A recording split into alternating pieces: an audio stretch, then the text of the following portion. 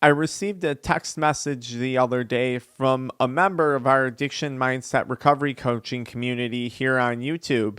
And the person reached out and they said, "Hey, my name is so and so.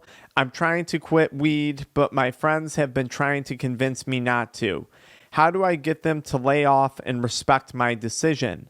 How do I say no when I'm so tempted and their arguments sound so compelling?" And they won't stop arguing about it.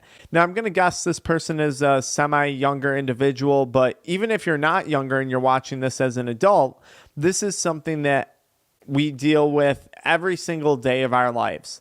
People trying to convince us to do something that we truly don't want to be doing. So my advice to this person would be pretty simple. My first piece of advice, and I know it sounds obvious, would be does this group of friends really have your best interest in mind? Or do they have their own interest in mind?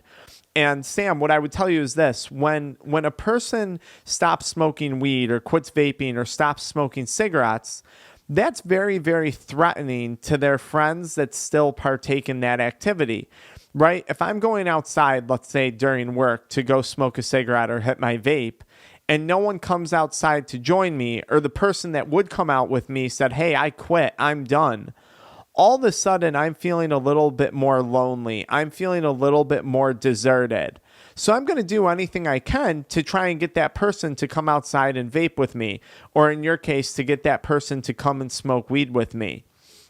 This is how addiction works. Addiction loves company.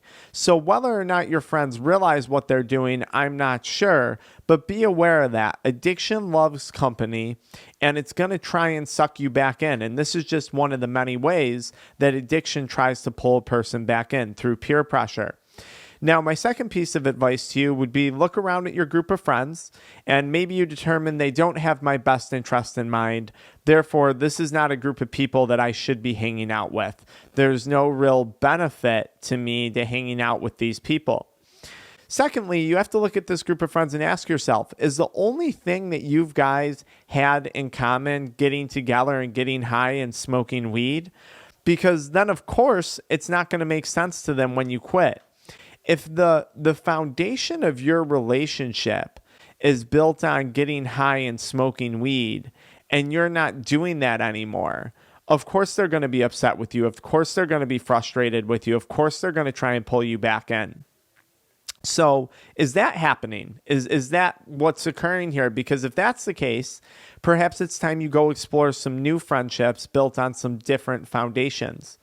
And maybe they believe that smoking weed is truly a benefit, that smoking weed is truly a good thing. And maybe for them, smoking weed is a good thing.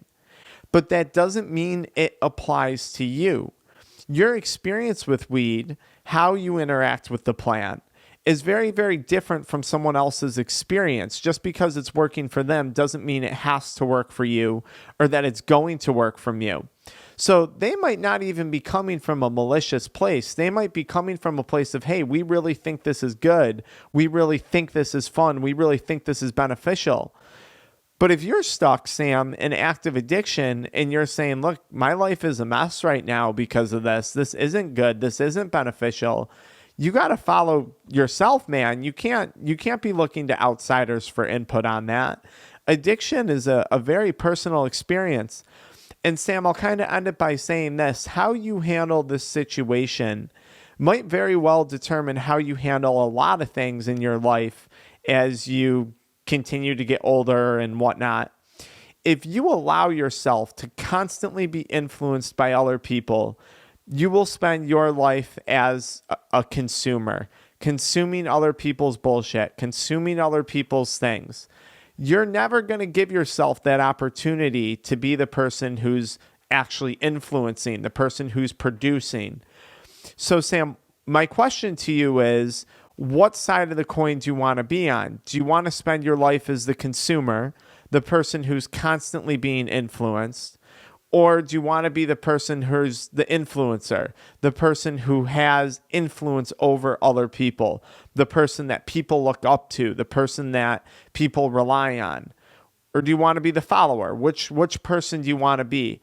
because how you handle this situation is going to, I think, determine a lot of things going forward in your life, whether or not you realize it. And I think you have a really unique opportunity right now to take advantage of this situation, to put your foot down, to build up some confidence, to be decisive in your actions. And I think, I don't know, man, I think really set yourself up for a lot of success at one point, just based off of this one little thing. So I hope that helps you out. I hope that answers your question, Sam. If you got anything else, just drop the questions in the comments below. I'll be looking for you in the comments.